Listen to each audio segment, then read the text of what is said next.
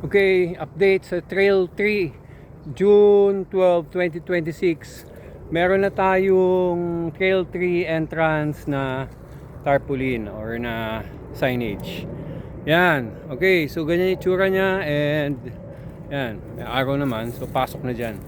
And ito yung ginawa kong berm kanina. Kanina ko lang ginawa to. Yan, ganda, di ba?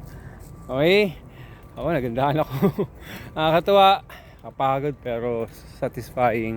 Yan, tapos ang ganda dito sa loob. Tignan nyo ha, sama ko kayo. Kapiraso lang, makita ko sa inyo. Ganda. Actually, itong Trail 3, last week, sinimulan ko to, Sabado. Tama, Sabado.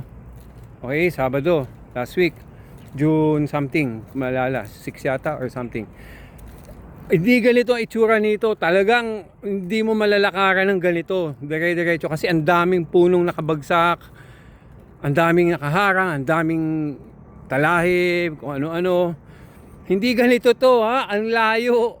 Itong line na yan, itong guhit ng trail na yan, wala yan talaga initially. Makikita nyo naman yung old videos ko.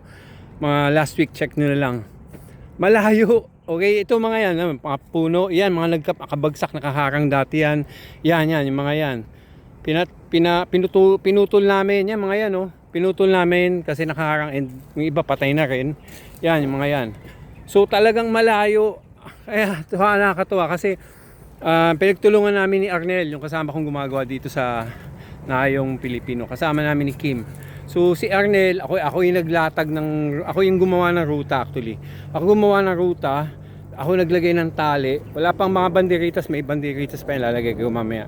Ito yung mga tali hanggang tapos yan from entrance to exit. Yan, ito kabila, exit na yan, yung kabila, pabalik na yan. So yan oh. Ako naglagay niyan, tapos si Arnel naman ang gumawa siya naglinis ng trail na yan. Kaming dalawa nagpuputol ng mga harang-harang, okay? So ganito itsura niya, balik na ako. Pero doon yung U-turn nun, doon. Dito rin ang balik.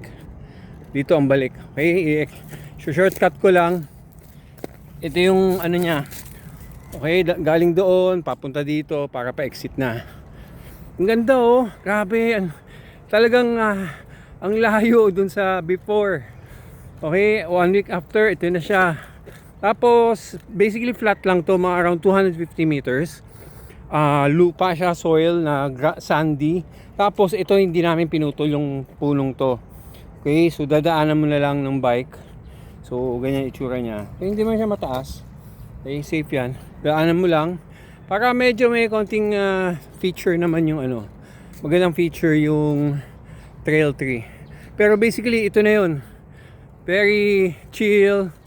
Flat lang siya and then you're biking sa ilalim ng mga puno or tumatakbo ka, nagtitrailan ka sa mga ilalim ng mga puno. Yan oh, tingnan mo, ang ganda ng ginawa ni Arnel oh. Okay, ginuhitan niya yan. Okay. Yun, grabe, nakakatuwa. Ganda, grabe. Okay, ito sandy, medyo sandy siya. Okay, so ang maganda dito, weatherproof to ha. Kahit bumagyo, kahit umulan, kahapon umulan, hindi siya nagpuputik. Okay, weatherproof to. So, kung gusto niyo mag-trail ng malapit lang kayo sa Okada, Nayong Pilipino, Parañaque, tapos umuulan, okay lang, tuloy nyo. Walang problema kasi hindi siya nagpuputik dito.